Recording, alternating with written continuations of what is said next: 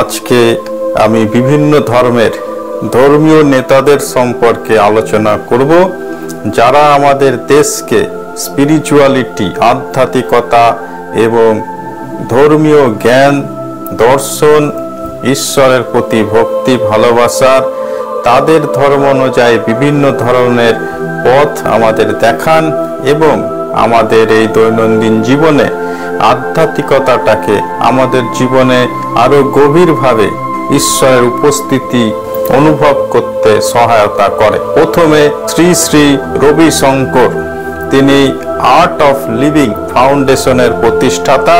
তিনি ধ্যান, stress management, আন্তর্ধর্মীয় কথোপকথন এবং তিনি একজন বিখ্যাত আধ্যাত্মিক নেতা। আধ্যাত্মিকতার বিষয়ে তিনি শিক্ষা দেন এবং তিনি একজন ফেমাস স্পিরিচুয়াল লিডার এবং গুরু। এরপর মাতা অমৃতানন্দময়ী, তিনি আলিঙ্গন সাধু হিসাবে পরিচিত। তার কারণ তিনি বিশ্বব্যাপী ৩৯ মিলিয়নের বেশি মানুষকে আলিঙ্গন করেছেন। তার পরম স্নেহে ৩৯ মিলিয়নেরও বেশি মানুষকে তিনি আলিঙ্গন করেছেন এবং তার স্নেহ ভালোবাসা প্রদান করেছেন। তার অনেক চ্যারিটেবল সংস্থা আছে, সেই সংস্থাগুলিতে তিনি বিভিন্ন রকমের ডোনেশন এবং জেনারাস অ্যাক্টিভিটি তিনি পরিচালনা করেন। এরপর সদ্গুরু যোগী বাসুদেবা, তিনি ঈশা ফাউন্ডেশনের প্রতিষ্ঠাতা।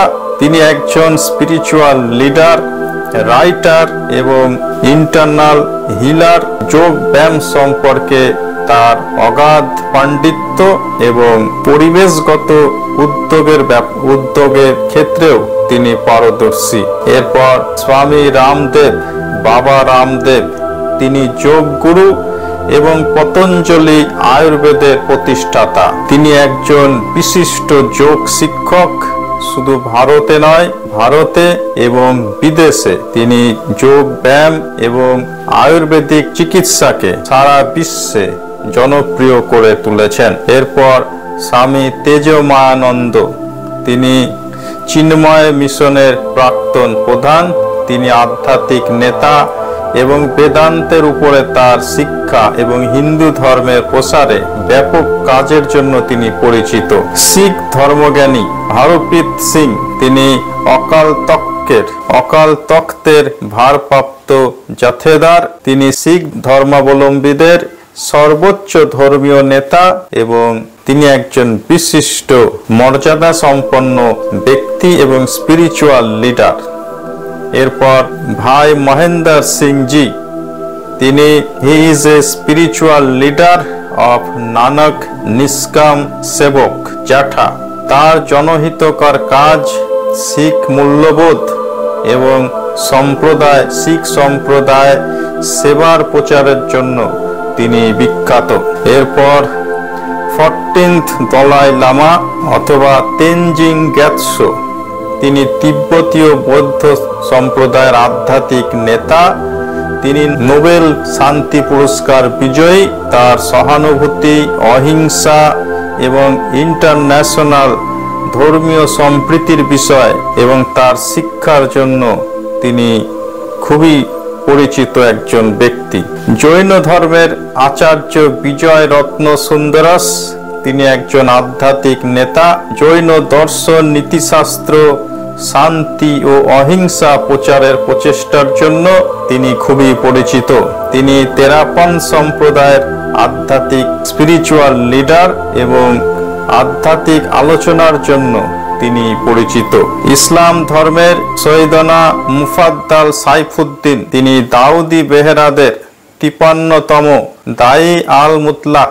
দাউদি বেহারা সম্প্রদায়ের নেতা এবং আধ্যাত্মিক দিক নির্দেশন করেন এবং তার উন্নয়নমূলক কাজের জন্য তিনি বিখ্যাত।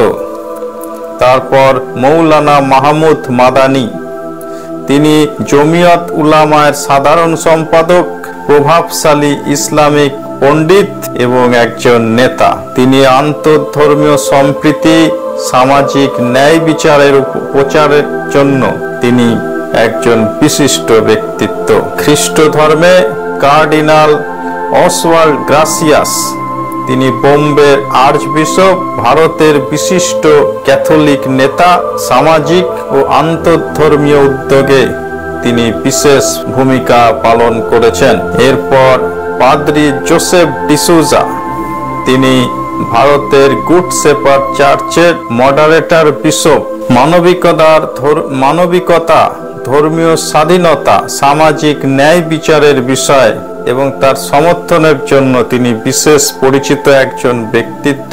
এই সমস্ত ধর্মীয় নেতারা তাদের ধর্মীয় সম্প্রদায়ের বাইরেও বিভিন্ন ধরনের শিক্ষা, সামাজিক কল্যাণ এবং মানবতার উন্নয়নের প্রচেষ্টা করেন। বিশ্বে শান্তি প্রতিষ্ঠা করার জন্য সব ধর্মের নেতাদের ভূমিকা খুবই উল্লেখযোগ্য।